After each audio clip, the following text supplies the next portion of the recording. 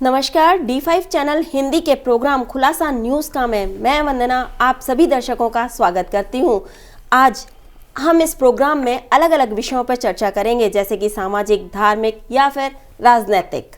हमारे साथ स्टूडियो में मौजूद हैं सीनियर जर्नलिस्ट धर्मेंद्र संधू जी। धर्मेंद्र जी, आपका बहुत बहुत स्वागत है। जी वंदना जी, धन्यवाद। धर्मेंद्र जी, अगर बात करी जाए किसानों की, तो किसानों को पहले खेतों में काम करते वक्त कीटनाशक का छिड़काव करते समय, खाद डालते समय बहुत ज़्यादा टाइम लग जाता था, लेकिन अब ऐसा कुछ टेक्निक आ गई है जिसके जरिए वो ये काम बहुत जल्दी कर सकते हैं। घंटों की जो मेहनत थी वो अब कुछ ही देर में हो जाती है। तो ऐसा क्या आ गया है? देखिए वंदना जी, आप कभी ना कभी शादी में गए होंगे तो शादी में आपने ज़रूर देखा होगा कि ऊपर एक ड्रोन उड़ता हुआ दिखाई देता है जो पूरी शादी को कैप्चर करता है। उसमें कैमरा लगा होता है। उसी की तर्ज के ऊपर ही किसानों के लिए ड्रोन मुहैया करवाए जा रहे हैं, जिसके ऊपर काम चल रहा है। ख़ास तौर पर इफ़को की ओर से इसके ऊपर पूरी तरह से काम किया जा रहा है, रिसर्च किया जा रहा है और इसी के चलते 35 ग्रीन पायलट भी तैयार किए गए हैं जिनको प्रशिक्षण दिया गया है। अब ड्रोन के ज़रिए फसलों के ऊपर कीटनाशक की स्प्रे की जाएगी। इससे समय भी बचेगा, पानी भी बचेगा। जिस तरह से कोई एक बंदा मशीन लेकर जिससे भी स्प्रे करते हैं स्प्रे पंप से, तो टाइम भी लगता है। और दूसरा सबसे बड़ा फ़ायदा ये है कि लेबर की कमी आ जाती है कि हमें पूछना पड़ता है कि कौन स्प्रे वाला मिलेगा, मज़दूर नहीं मिलते। तो ड्रोन प्रोजेक्ट पर हरियाणा सरकार काम कर रही है। इसके काफ़ी जो ट्रायल्स हैं वो अलग अलग डिस्ट्रिक्ट्स में हो भी चुके हैं और ये केंद्र का प्रोजेक्ट है। केंद्र सरकार की ओर से ये प्रोजेक्ट था और अब इसको हरियाणा सरकार भी अपनाता हुआ नज़र आ रही है, क्योंकि हरियाणा सरकार का कहना है कि इससे एक तो समय की बर्बादी नहीं होगी, दूसरी ओर पानी की बर्बादी भी नहीं होगी। जहाँ पे हाथ से स्प्रे करने के समय में 100 से 150 लीटर तक पानी का नुकसान होता है, तो ड्रोन से केवल 10-15 लीटर पानी से ही वो काम हो जाएगा।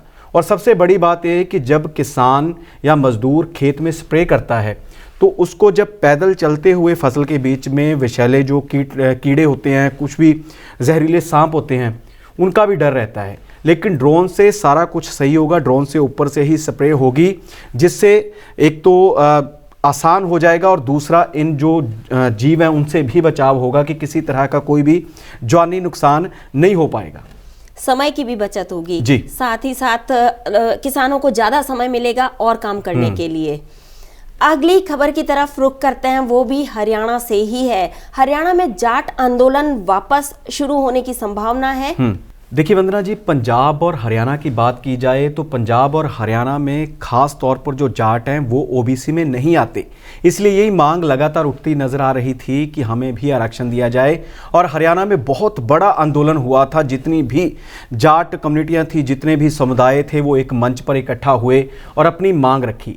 इसी के चलते ही गिरफ्तारियां हुई थी। पुलिस ने मुकदमे दर्ज किए थे जाटों के ऊपर कि आप लोगों ने तोड़फोड़ की है। काफ़ी जो संगीन धाराएं लगाई गई थी और अब उनका कहना है, जो जाट हैं, जाट आंदोलन चलाने वाली जितनी भी संस्थाएं थी, संगठन था, उनका कहना है कि जिस तरह से उनके एक नेता को रिहा कर दिया गया है, उनके नेता के ऊपर से जितने भी केस थे वापस लिए गए हैं, बाकी बचे केस भी वापस लिए जाएं।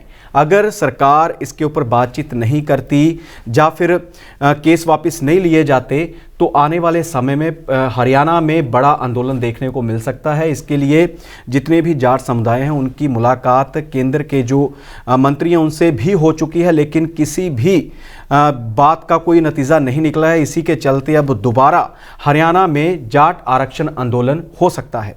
अक्सर देखा जाता है कि पुलिस धोखेबाजों पे शिकंजा कसती है। अगर पुलिस ही धोखेबाजों के चुंगल में फंस जाए तो क्या होगा?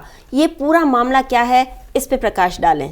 देखिए वंदना जी, ये मामला अपने आप में थोड़ा अजीब है, क्योंकि पुलिस अक्सर देखती है कि जो नौसरबाज होते हैं उनके ऊपर पूरा शिकंजा कसा होता है कि किसी भी तरह की कोई धोखेबाजी ना हो, कोई किसी को ठग ना ले। लेकिन आपने अक्सर देखा होगा कि गली मोहल्लों में कमेटी डालने का चलन है कि हम लोग कमेटियां डालते हैं, पैसे इकट्ठे होते हैं तो वापस हमें मिल जाते हैं। तो 2 पुलिस वाले थे, एएसआई हैं दोनों पुलिस में, और मामला है हरियाणा के करनाल के घरौंडा का। वहाँ पे मधुबन एक इलाका है, वहाँ पे एक पुलिस की अकादमी है। उसमें ये मामला है कि 2 एएसआई हैं, उन्होंने वहीं रहने वाले 2 युवकों के पास कमेटियां डाली थी और बड़ी बात है कि 30,000 रुपये महीना कमेटी थी और 12 महीने का साल का समय होता है, तो इसके लिए उनके बने 3,60,000 रुपये। जब वो पैसे इकट्ठे हो गए तो उन्होंने मांगे कि हमारी कमेटी है भाई, हमें वापस दे। तो आनाकानी करने लग गया, कहता जी मैं नहीं देता, मेरे पास पैसे ही नहीं है। तो इसी के चलते उन दोनों पुलिस अधिकारियों ने बातचीत की, तो शिकायत दर्ज करवाई है उन्होंने। अब देखना होगा कि उस आरोपी पे क्या कार्रवाई होती है, क्योंकि वो मुकर चुके हैं कि हमारे पास पैसे नहीं हैं।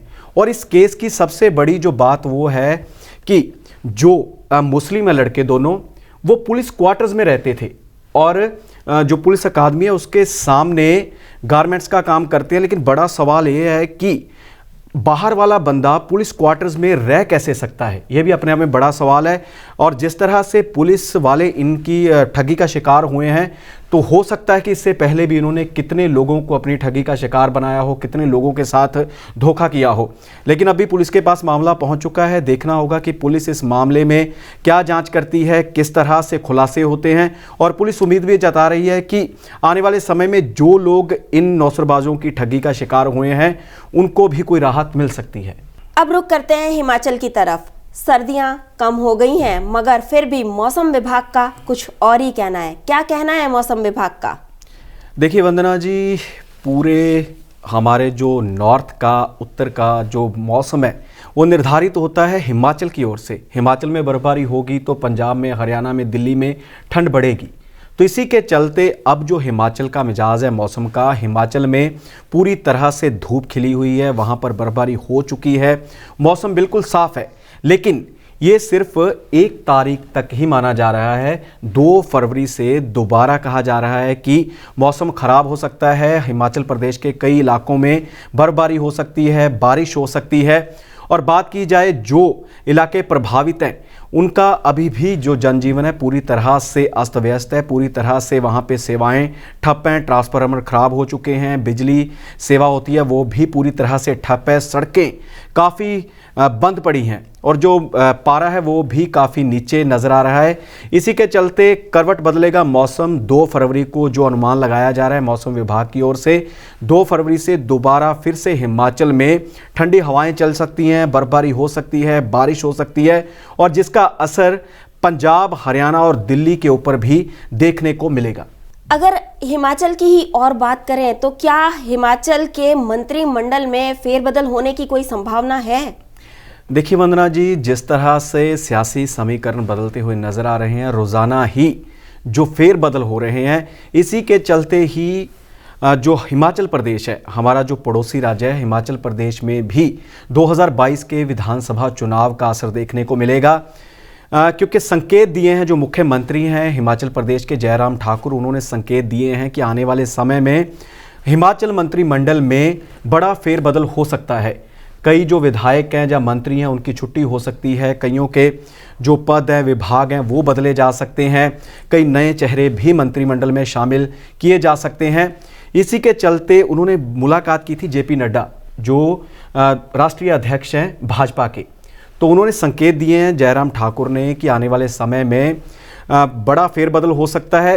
अब सबकी नज़रें टिकी हुई हैं 2022 के विधानसभा चुनाव पर जो 5 राज्यों में होने वाले हैं, उसके बाद ही कोई ना कोई रूपरेखा निर्धारित की जाएगी, कोई प्लान बनाया जाएगा कि किस तरह से जो हिमाचल प्रदेश है, हिमाचल प्रदेश में मंत्रिमंडल में किस तरह से फेरबदल किया जाए। क्योंकि काफ़ी कुछ इन चुनाव के ऊपर ही निर्भर रहेगा, क्योंकि बड़ा जो राज्य है उत्तर प्रदेश है और उसके अलावा पंजाब है, पंजाब के ऊपर भी सबकी नज़रें टिकी हुई हैं।